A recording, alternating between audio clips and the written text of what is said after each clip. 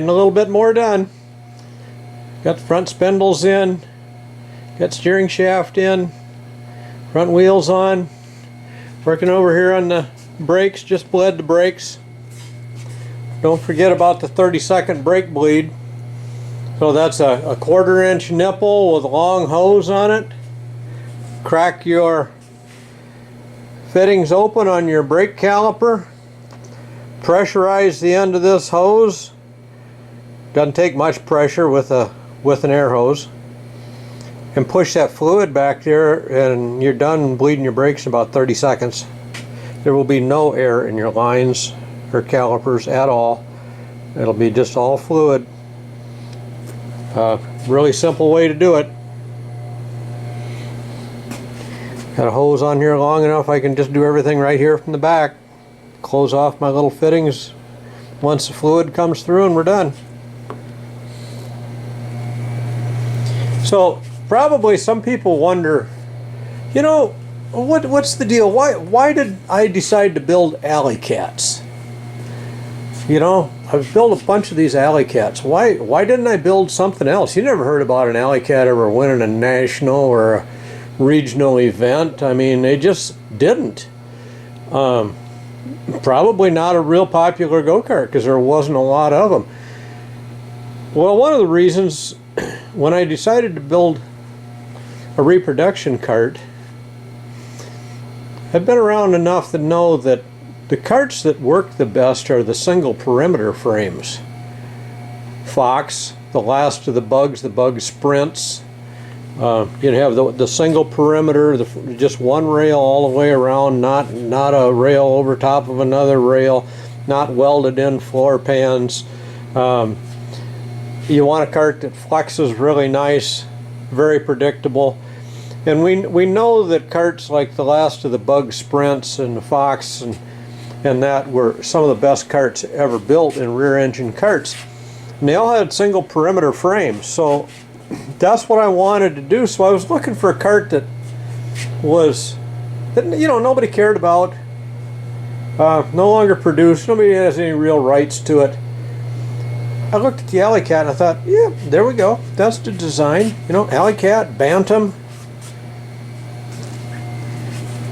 Some of those karts, you know, that Outlaw, they were out there, single perimeter frames. They just had little things that needed to be corrected on them is all that was wrong. And so doing the reproduction, you know, you get a chance to, you know, correct the seat angles, the seat position. You get a chance to correct what may not be exactly correct on the original go-karts. Because we learned a lot over the years, you know, about where everything needs to be and how to make things work and handle. And surprisingly, when I got the original alley cat from Stroker Ace, it's remarkable how close I was on everything, and I had never seen one of these. But I did have a gentleman in the UP that had one of these, and he sent me tracings of all the seat hoops, the back hoops, so that I could get those the same design. And he basically told me, you know, what the frame rail width was, you know, how far up was the seat, where was this bend at. When you look at the original alley cat and you look at this, they're remarkably close. The structure is all bent up so close. It's just, it was really kind of scary when I got the kart from Stroker Ace, because I'd already been doing these for 5 years. And so that's one of the reasons I picked this chassis, build a single perimeter frame. And the reason I don't go out and find a Fox or a Bug, I've already done that. I don't fit in them, and most of the other drivers don't really fit in them either. They drive them a lot of times, but they don't really fit in them. So let's have something we fit in.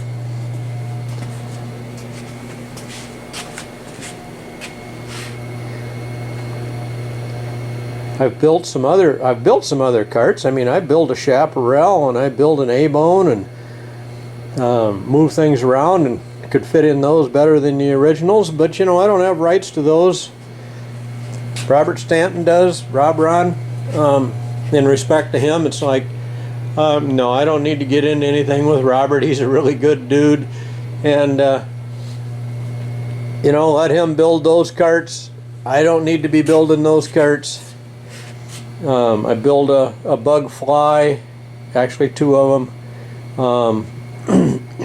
Again, Bug just went out of business. Faye Ladybug just passed away. Out of respect to those people also, I don't need to be in a battle with the surviving sons and grandsons, etc. You know, don't need to be making those karts. So I picked the Alley Cat, and that's what we build. Now, am I going to build something else at some point? Yeah, I probably am. I still got in my mind that I want to build a a la carte slingshot, but not the little bitty tiny a la carte slingshot that they built. I'm going to build one that I could fit in. I just always thought it was kind of a cool looking go-kart. So at some point I may build that kart yet. I have something in the back of my mind that nobody's built, and it was run in 1960.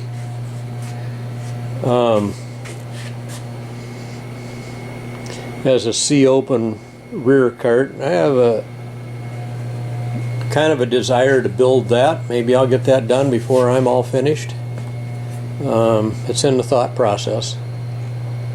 We'll see where that goes. That's down the road a ways. I'm gonna have to rob a couple little pieces off of my kart here, because when you're building karts, it's always hard to have enough pieces around. And I'm short a couple clevises for my brake rod. But I'm this far. Got to do the floor pan, finish up the steering, do the front bumper, put the upholstery in, put a gas tank on it. We're getting closer. I just went out and bent up the front bumper here, so see if we can, you know, show you an idea how this goes together. So this will drop in right here. Come out here and attach at these tabs. Got to cut it to length yet. Thread the ends. Use tie rod joints here at the ends. So we'll get the front bumper all installed here shortly. Now that I've got it through the center piece, they can polish all of this. So it looks really nice. Front bumper is not there for you to be pushing against other people and moving them out of the way. The front bumper's there in case of something would happen and you have an accident. Protects your feet so you can walk home. That's what it's for.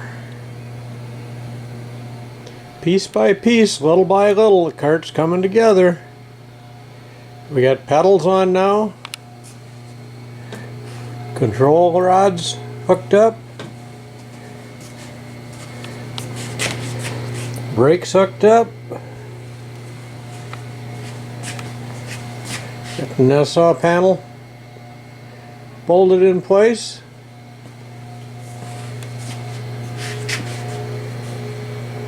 Steering wheels mounted. Tie rod ends will be here tomorrow morning, probably, hopefully. And then we'll get the tie rods and the bumper mounted. I go in this afternoon, I'll put a polish on the floor pan. That's always a fun job, not one dirty job. So looking at the hours on this, I have to do the snaps and the upholstery installation yet, but we're getting pretty close. This looks like between fabrication of the chassis and components and assembly, it's basically 40 hours. And that doesn't include 4 trips, round trips of over 70 miles each, to pick up material, to go see my friend Megan with the upholstery, to take it over to powder coat and back. You know, some of those things are included in that, some of them aren't, but it's a lot of running, it's a lot of hours. So when you wonder what you're getting, you're not just getting a go-kart, you're getting one heck of a lot of time. And that time is valuable, time's important. You know what you work for 40 hours a week, you know what you get paid. Well, I just finished up the entire front end. Entire front end is done. Tie rods are all in, front bumpers hooked up, toe end set, controls were all in place, brakes all done, throttle's all done. Modern style of throttle linkage. You can adjust the nut right here so that the spring bottoms out at the same time your throttle on your carburetor is fully opened up. So we got to put the upholstery in yet, and then this kart's all wrapped up and ready to go for Christmas. It's 1960 all over again. How many people get a brand new 1960 style go-kart for Christmas in 2021? Very few. And it's red too. Looks like Santa had to bring it. You know, folks, gotta kind of remember that when these karts were popular in the 60s, and we'll go back as far as maybe 58, 59, they started getting real popular. 59 and 60, the karting scene just literally exploded all over the United States. And what you got to remember was, other than a few small motorcycles, mostly European motorcycles, Harley Davidson had a little popper, but that was about it. There were no mini bikes, there were no ATVs, there was nothing small, affordable, and motorized. Along came go-karts. Guess what? It literally exploded.